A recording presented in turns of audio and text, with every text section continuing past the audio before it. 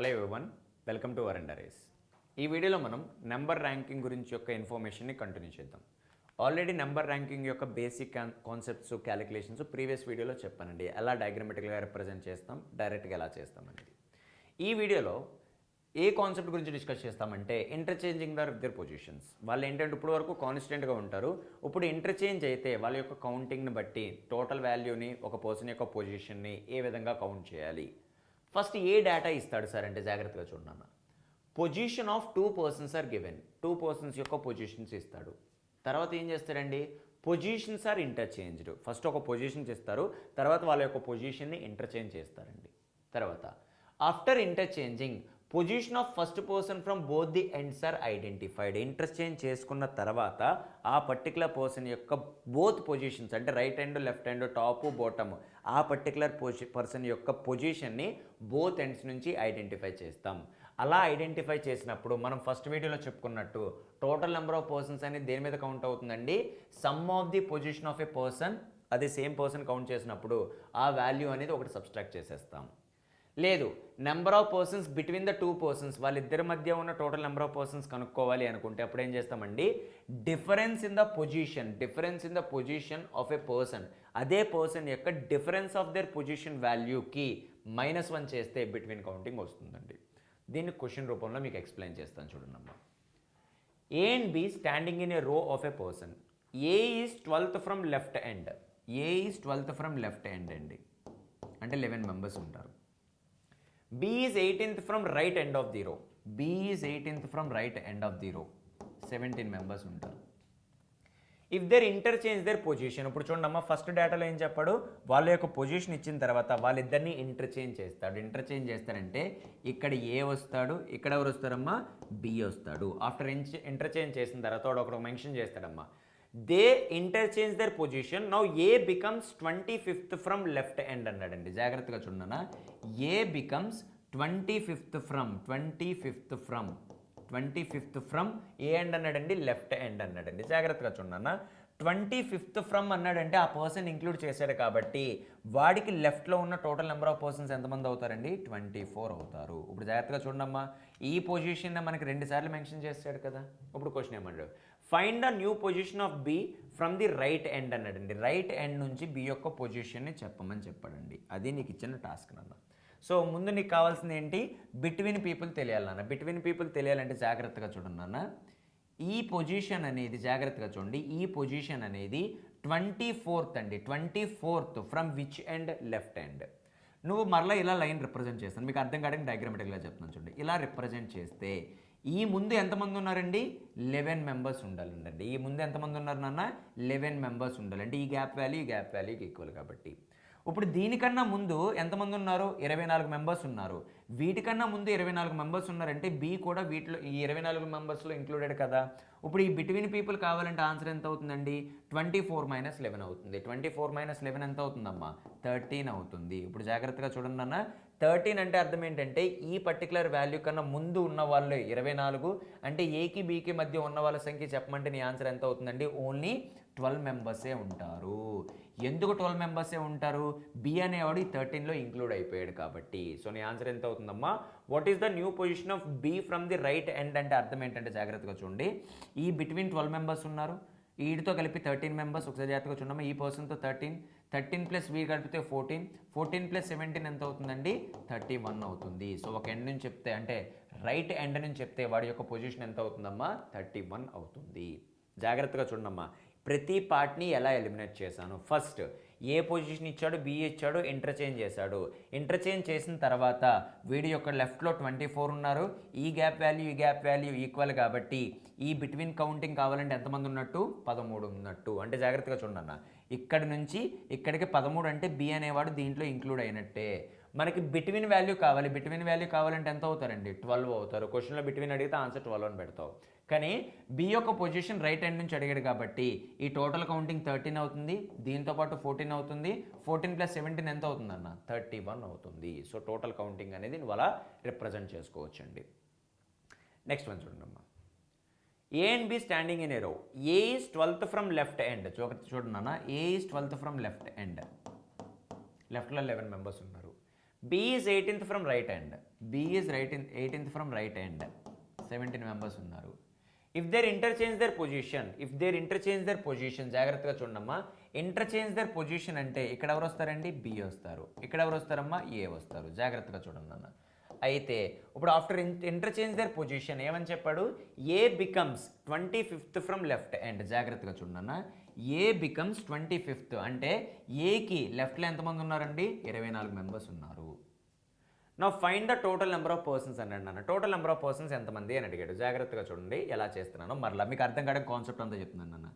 Line ఇలా draw చేస్తే వీడికి ముందు ఎంతమంది ఉన్నారండి? 11. ఈ లైన్ ముందు ఎంతమంది ఉన్నారు నాన్న? 24. అంటే ఇక్కడ ఎంతమంది ఉన్నట్టు? 13. ఈ 13లో ఎవరు ఇంక్లూడ్ అయి ఉన్నారు? బి ఇంక్లూడ్ అయి ఉన్నారు. తర్వాత ఏమన్నాడు? Find the total number of persons అన్నారు. బిట్వీన్ పర్సన్స్ అడిగితే నీ ఆన్సర్ ఎంత అవుతుంది? బి దీంట్లో ఇంక్లూడ్ అయి ఉన్నాడు కాబట్టి బిట్వీన్ కౌంటింగ్ ఎంత అవుతుందమ్మా? 12 అవుతుంది. Between counting ఏమవుతుందన్నా? 12 అవుతుంది. బట్ క్వశ్చన్ ఏం అడిగాడంటే టోటల్ అడిగాడు. టోటల్ అడిగాడు కాబట్టి ఇక్కడ నుంచి ఇక్కడికి ఎంత అవుతుందన్న? 24 అంటే ఈ పర్టికులర్ పాయింట్ వరకు 24. వీడిని కూడా ఇంక్లూడ్ చేయాలి కాబట్టి 25. సో 25 ప్లస్ 17 అవుతుంది అన్న. 25 ప్లస్ 17 అయితే ఆన్సర్ ఎంత అవుతుంది? 35, 42. టోటల్ నెంబర్ ఆఫ్ పర్సన్స్ ఎంతమంది అవుతారండి? 42. జాగ్రత్తగా చూడండి అన్న. 24 అన్నాడంటే ఏని ఇంక్లూడ్ చేయకుండా ఒక లైన్ డ్రా చేశాను అని అర్థం. సో క్వశ్చన్ బిట్వీన్ పర్సన్స్ అడిగితే 12 పెడతారు. టోటల్ నెంబర్ ఆఫ్ కౌంట్ అడిగితే 42 పెడతారండి. Next, A and B are standing in a row. A is 12th from left end. 11 members ఉన్నారు. B is 18th from right end. 17 members ఉన్నారు. If they interchange their position, A becomes 25th from the left end. If they interchange their position, అంటే ఇక్కడ B వస్తాడు, ఇక్కడ A వస్తాడు. So if A becomes 25th from left end అంటే ఇక్కడ ఎంతమంది ఉన్నట్టు నాన్న? 24 మెంబర్సే ఉన్నట్టు. Then how many persons between them? Already మీకు ప్రీవియస్గా డిస్కస్ చేశానండి. ఎంతమంది ఉంటారండి? 12 మెంబర్స్ ఉంటారు. సార్ ఒకసారి దీన్ని మరలా ఎక్స్ప్లెయిన్ చేయండి సార్ అంటే జాగ్రత్తగా చూడండి అన్న. ముందు 24 ఉంటే ఈ లైన్లో 11 మెంబర్స్ కదా నన్ను అన్నారు. ఎందుకంటే ఈ లైన్కి ఇలా లెఫ్ట్లో ఎంతమంది ఉన్నారు? 11 మెంబర్స్ ఉన్నారు. అంటే ఈ గ్యాప్లో ఏని ఇంక్లూడ్ చేస్తే ఎంతమంది ఉన్నట్టు? 13 ఉన్నట్టు. కానీ బిట్వీన్ అడిగాడు కాబట్టి 13 - 1 వాల్యూ ఎంత అవుతుందండి? 12 అవుతుంది. Next, cannot be determine cases ఎప్పుడు వస్తాయి సార్ అంటే జాగ్రత్తగా చూడన్నా. టోటల్ నెంబర్ ఆఫ్ పర్సన్స్ అడిగినప్పుడు they are asked position of two different ends are given. First time అన్నాడు టోటల్ నెంబర్ ఆఫ్ పర్సన్స్ అడిగాడు. 2 డిఫరెంట్ పొజిషన్ నుంచి 2 డిఫరెంట్ డేటాని ఇచ్చాడు. తర్వాత ఏమన్నాడు? ఇన్ ఏ రో. సో నీకు ఎగ్జాంపుల్ క్వశ్చన్ ఒకటి చెప్పాడు చూడమ్మా. ఇన్ ఏ రో the position of Arul from left end of the రో ఈస్ 22nd. అరుల్ యొక్క లెఫ్ట్ ఎండ్ పొజిషన్ అనేది 22nd అండి. కాబట్టి ఇక్కడ 21 మెంబర్స్ ఉన్నారు. And the position of Madhu is right end నుంచి 35 అన్నాడండి. రైట్ ఎండ్ నుంచి మధు 35 అన్నాడండి. 35 కాబట్టి ఇక్కడ ఎంత అవుతుంది నాన్న? 34 అవుతారు. Find the total number of students in a రో. ఇక్కడ జాగ్రత్తగా చూడండి అమ్మా. బిట్వీన్ కండిషన్ లేకుండా టోటల్ నెంబర్ ఆఫ్ కౌంటింగ్ అనేది మనం చెప్పలేము. సో ఇన్ దట్ కేసులో మనం ఏం చెప్పమన్నాడంటే సొల్యూషన్ కెనాట్ బి డిటర్మైన్ అన్నాడు. ఎందుకు కెనాట్ బి డిటర్మైన్ అయింది? మనకి బిట్వీన్ పీపుల్ ఉన్నారో లేదో మనకి ఎగ్జాక్ట్గా తెలియదు. తెలియనప్పుడు మనం టోటల్ కౌంట్ చెప్పలేము కాబట్టి ఆన్సర్ ఏం పెడతామండి? కెనాట్ బి డిటర్మైన్ అవుతుంది. సో ఏ కేసెస్లో అడిగినప్పుడు అంటే జాగ్రత్తగా చూడమ్మా. టోటల్ నెంబర్ ఆఫ్ పర్సన్స్ అడిగినప్పుడు వాడు 2 different position of 2 different persons with 2 different ends ఇచ్చినప్పుడు ఆన్సర్ ఇప్పుడు కెనాట్ బి డిటర్మైన్ అవుతుంది. ఇప్పుడు క్వశ్చన్ చూడమ్మా. In a row of boys Ramesh is 15th from right hand, Arjun is 24th from left hand, Bala is standing exactly between the 2 boys అన్నాడండి. Exactly between the 2 boys. How many boys are there in a row అన్నాడండి. జాగ్రత్తగా చూడమ్మా. Exactly అనే case ఒక న్యూమరికల్ని స్పెసిఫిక్గా చెప్పదు. ఎందుకు చెప్పదంటే జాగ్రత్తగా చూడన్నా. మీకు అర్థం కావడానికి చెప్తాను చూడండి. A is exactly between B and C అంటే మనం ఎలా తీసుకుంటామంటే బీసీ ఇక్కడ, బీసీ ఇక్కడ, ఏ ఇక్కడ తీసుకుంటామండి. మరలా ఇంకో కేసు ఏంటి సార్ అంటే బీసీ ఏ బీసీ, ఇది కూడా కరెక్ట్ అండి. తర్వాత బీసీ ఏ బీసీ. మనకి ఈ పర్టికులర్ స్టేట్మెంట్ ఎక్కడ వస్తుందంటే చూడమ్మా. Balayya standing exactly between 2 boys అన్నప్పుడు ఈ 3 కేసెస్ తీసుకొని చాలామంది లీనియర్ అరేంజ్మెంట్ కంటిన్యూ చేస్తారు. బట్ మీరు ఒకటి గుర్తుపెట్టుకోండమ్మా. ఎగ్జాక్ట్లీ బిట్వీన్ అంటే అర్థం అంటే జాగ్రత్తగానా the number of gaps between, జాగ్రత్తగా చూడండి, the number of gaps between A and B exactly equal to the number of gaps between A and C అని అర్థం. అంటే వాడు ఎగ్జాక్ట్గా ఉన్నాడంటే వాడు ఖచ్చితంగా సింగిల్ న్యూమరికల్ అంటే 0 గ్యాపా 1 గ్యాపా 2 గ్యాపా అనేది మనం చెప్పలేమండి. అంటే ఈ పర్టికులర్ పొజిషన్లో బాలా ఈ స్టాండింగ్ ఎగ్జాక్ట్లీ బిట్వీన్ 2 బాయ్స్ అన్నాడంటే ఎగ్జాక్ట్లీ అనే మీనింగ్ దేన్ని రిప్రజెంట్ చేస్తుంది? 0 చెప్తుంది, 1 చెప్తుంది, 2 చెప్తుంది, 3 చెప్తుంది, 4 చెప్తుంది. ఏ న్యూమరికల్ అయినా వస్తుంది కాబట్టి నీ ఆన్సర్ ఎంత అవుతుందమ్మా? కెనాట్ బి డిటర్మైన్ అవుతుంది. మనం ఆన్సర్ చెప్పలేము.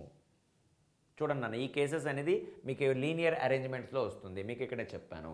సో వాడి యొక్క పొజిషన్ తెలిస్తేనే టోటల్ కౌంట్ తెలుస్తుంది. బాలా పొజిషన్ నేను ఖచ్చితంగా చెప్పలేను కాబట్టి ఆన్సర్ ఎంతమ్మా? కెనాట్ బి డిటర్మైన్ అవుతుంది. సో ఇక్కడ ఉన్న మనం ఈ వీడియోలో మనం మేజర్గా డిస్కస్ చేసుకున్న పార్ట్ ఏంటంటే ఇంటర్చేంజ్ చేసిన తర్వాత person changes but not position అన్నాడండి. పర్సన్ చేంజ్ అవుతారు కానీ పొజిషన్ మారదు. డేటాని ఇన్సఫిషియెంట్ వచ్చినప్పుడు అంటే డేటా మన దగ్గర లేనప్పుడు నువ్వు ఆన్సర్ ఏం పెడతావు అండి? Cannot be determine. అంటే ఒక క్వశ్చన్ మీకు ఆల్రెడీ ఎక్స్ప్లెయిన్ చేశానండి. 2 పొజిషన్స్ 2 పర్సన్స్ యొక్క 2 పొజిషన్స్ ఇచ్చి బిట్వీన్ వాల్యూ ఇవ్వకుండా మనం టోటల్ కౌంట్ అనేది చెప్పలేము. అండ్ ఎగ్జాక్ట్లీ మిడిల్ పొజిషన్ ఇచ్చినప్పుడు మాత్రం మన కండిషన్స్ కూడా ఏమవుతుందండి? కెనాట్ బి డిటర్మైన్ అవుతుంది. ఎందుకంటే ఎగ్జాక్ట్లీ మిడిల్ పొజిషన్ అనేది ఒక ఖచ్చితమైన ప్లేస్ని రిప్రజెంట్ చేయలేము కాబట్టి ఆ కేసులో కూడా ఆన్సర్ ఏమవుతుందండి? కెనాట్ బి డిటర్మైన్ అవుతుంది. చూడండి అన్న, ఎగ్జాక్ట్లీ అంటే అర్థం ఏంటంటే number of gaps between the persons which is exactly equal అనే అర్థము. సో నెంబర్ కౌంట్ తెలియకుండా పొజిషన్ మనం చెప్పలేము కాబట్టి ఆన్సర్ ఏమవుతుందండి? కెనాట్ బి డిటర్మైన్ అవుతుందమ్మా. థ్యాంక్ యూ అండి.